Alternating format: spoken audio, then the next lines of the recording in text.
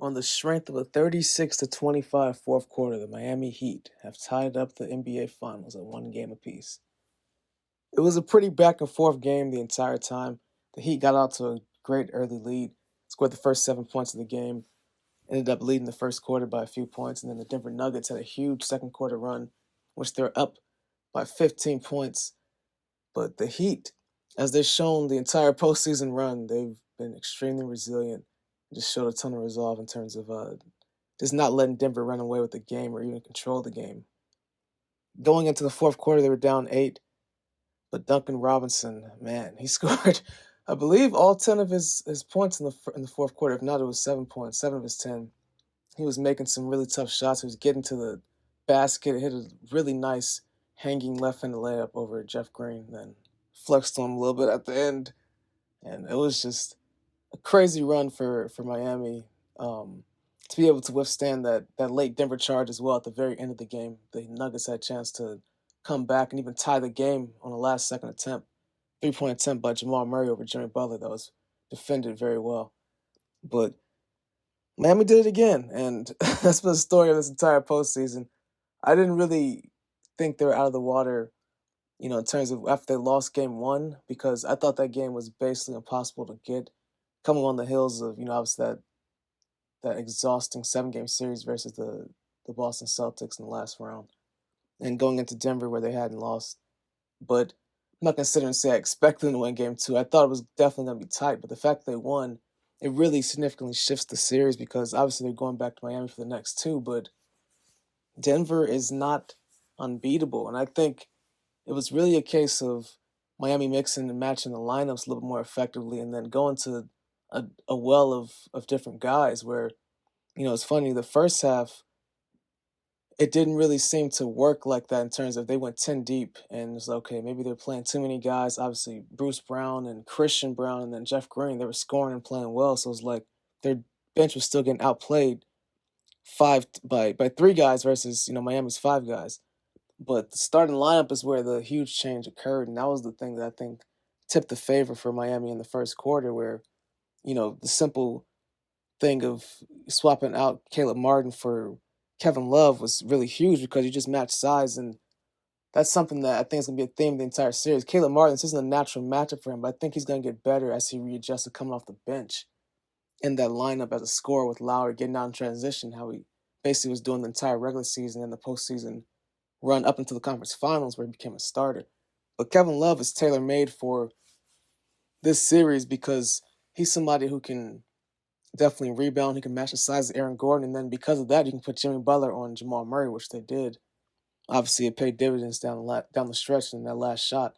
But Eric Spoelstra, you knew he was gonna make those adjustments. That was really, really smart for him to do that this early in the series for him to make the adjustment, putting Kevin Love back in the lineup. Because at the end of the day, it's all about matchups, and the Caleb Martin matchup versus Aaron Gordon just kind of throws everything off for the Heat.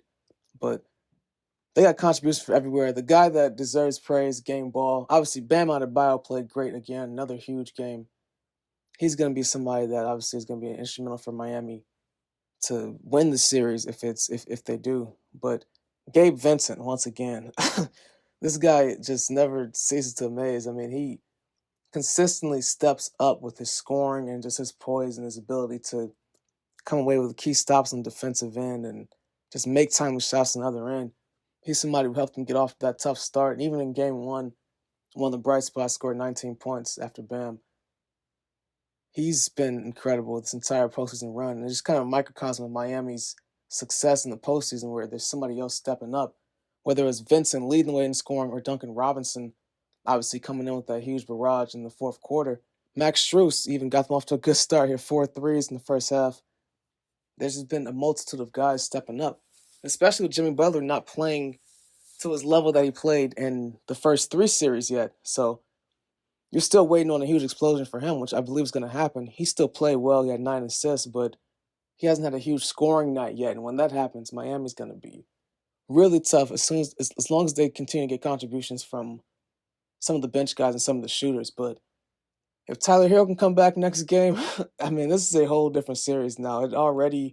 I thought, like I said, Miami wasn't out of it, but the fact they won an early game really changes the trajectory of this series. So it's going to be really interesting to see how Denver responds in game three, what they decide to do. I think they should honestly go to their bench a little more. I don't understand why they just cut it off at 8. I get it, but at the same time, you tell me Reggie Jackson, Ish Smith, some of these veteran guards can't give you anything. I mean, you have to combat what Miami's going to throw at you because they've been used to relying on so many different types of people throughout the entire run. You know, Haywood Highsmith, even somebody who was a deep bench guy to start the year. Obviously, because of injuries to Hero and Oladipo, he's had to play a little bit more. But the fact that Eric Spoelstra threw him out there in terms of game 6 and then even game 7 and game 1, 2 of this series, he really trusts him. I don't understand why Mike Malone doesn't have that same trust for guys like, Reggie Jackson's recently acquired, so maybe, but Ish Smith even.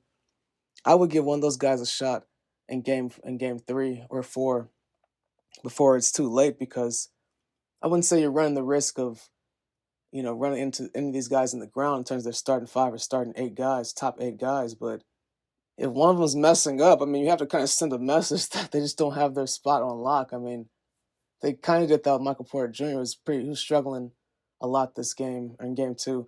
And they went to Bruce Brown a little earlier. Jeff Green had a longer leash, but he had a really, really rough fourth quarter where Miami made that run in large part due to Duncan Robinson was kind of scoring on Jeff Green a couple times, and Jeff Green had a couple offensive fouls, and it was just a bad stretch after a really good first half. So I think Denver might be best served to mix up the lineup and add maybe one more guy to that rotation. But in terms of everything else they did, Jokic had 41 points. He was really killing offensively, but I think that was kind of playing into the game plan of Miami. A lot of people said that they should probably do that anyway. You have to try to make him score. You mentioned that about Jokic in the last game, Mark. Jokic, gorgeous pass from Gordon. Try and pick your poison versus Jokic and make him score, or maybe empower him to score versus dominating the game flow and get everybody involved. But we'll see what happens, because it's not like the Nuggets couldn't have won that way. They definitely could have, but it just didn't really shake out that way. And the Heat made that run towards the end in the fourth quarter, and the Nuggets just didn't respond, especially at home. That was kind of surprising to see, but not surprising to see from Miami's standpoint, because they have been this team the entire postseason. So it's going to be really interesting to see, obviously these two incredible head coaches, what adjustments they'll continue to make and try and counter against each other throughout the series. But Miami made the biggest one with starting Kevin Love, and I think that's going to pay dividends going back home. And then obviously if Tyler Hero gets back, this is a team that, they can, if they're hitting shots, they hit double-digit threes again. If they're hitting shots from the perimeter, they're going to be really tough to beat. But we'll see. I'm excited to see what happens in Game 3, and especially Game 4 in Miami. But it looks like the NBA Finals is going to be a lot longer than a lot of people anticipated.